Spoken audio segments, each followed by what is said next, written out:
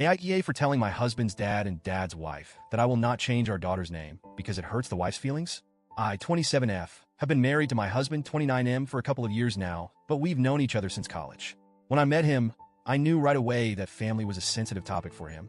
He didn't talk much about his dad, my FIL, or his dad's wife, Sharon, and it was clear early on that their relationship wasn't close.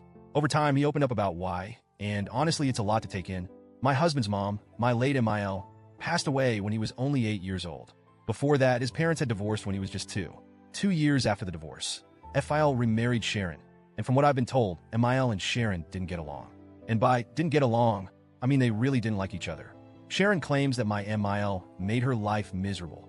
She says MIL laughed at her pain, wished her dead, and even tried to have CPS take custody of my husband to remove Sharon from his life. According to Sharon, MIL was manipulative and cruel, and her hatred for Sharon was obsessive. At first, I believed Sharon's version of events because she told it with so much emotion. But then I got to know my husband's extended family, FIL's own siblings, and they painted a different picture. They admitted that MIL wasn't thrilled about Sharon being in the picture, but they said Sharon's story was dramatically exaggerated.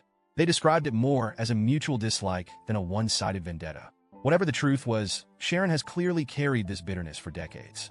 Even after MIL passed, Sharon couldn't let it go. She talks about my MIL as if she's still competing with her, even though MIL has been gone for over 20 years. When my MIL passed away, my husband was just a little boy. He was heartbroken, and from what he's told me, he clung to her memory like a lifeline. He didn't want to lose even the smallest connection to her. So when FIL and Sharon announced they were planning to attend the funeral, my husband, who was only 8 at the time, completely freaked out. He begged them not to come. He said their presence would feel disrespectful, like an invasion of something sacred. When they refused to back down, he threatened to run away. He said if they showed up, he'd disappear until he was placed with other family members. Eventually, they gave in and didn't attend. FIL and Sharon have since claimed that my husband hates them for staying away, but he's told me the exact opposite. To this day, he says that keeping them from the funeral was one of the few times he felt like he had any control over his grief. He doesn't regret it at all. By the time I met my husband, his relationship with FIL and Sharon was practically non-existent. He kept them at arm's length, and it was clear that this was a choice he'd made for his own peace of mind. Sharon, however, has never accepted this distance. She insists on calling my husband her son, even though he's never called her anything but Sharon. She even introduced herself to me as his mom when we first met, and she looked genuinely shocked when I corrected her. I told her I already knew she wasn't his mom, thanks to my husband, and she seemed almost offended that I wasn't buying her version of history. For context, my husband is much closer to his extended family, his aunts, uncles, and cousins, than he is to FIL and Sharon. He's built strong bonds with them, and they've been far more supportive and present in his life. FIL and Sharon, on the other hand, are more like distant acquaintances he tolerates out of obligation. Now, let's fast forward to the birth of our daughter. My husband and I welcomed her into the world a few weeks ago, and she's absolutely perfect. When we were deciding on names, it didn't take long for us to settle on one that felt right. We named her after my husband's late mom. It was a way to honor her memory and keep her spirit alive in our family. My husband was deeply moved by the idea, and I could tell it meant the world to him. We announced her birth and her name on social media, and that's how FIL and Sharon found out. My husband didn't tell them directly because, well, they're not exactly involved in our lives. But as soon as they saw the name, they completely lost it. They tried calling and texting my husband, but he ignored them. He doesn't see the point in engaging with their drama. So instead, they decided to ambush me. A few days ago, I was at the mall with my newborn daughter when FIL and Sharon showed up out of nowhere. I was shocked to see them, especially since we hadn't told them where we'd be. They must have been keeping tabs on us through social media or something, which feels a little creepy, but I digress. Sharon wasted no time making it about her.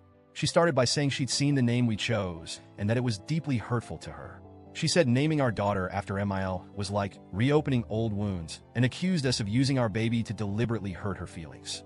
I was standing there, holding my newborn, completely dumbfounded. I didn't even know how to respond at first. Then Sharon dropped the real bomb. She demanded that we change our daughter's name. She said it was only fair to name the baby after her instead, since Sharon has been here all this time while MIL hasn't. She kept going on and on about how she's the one who stepped up and how she deserved this recognition more than MIL did. At that point, I'd had enough.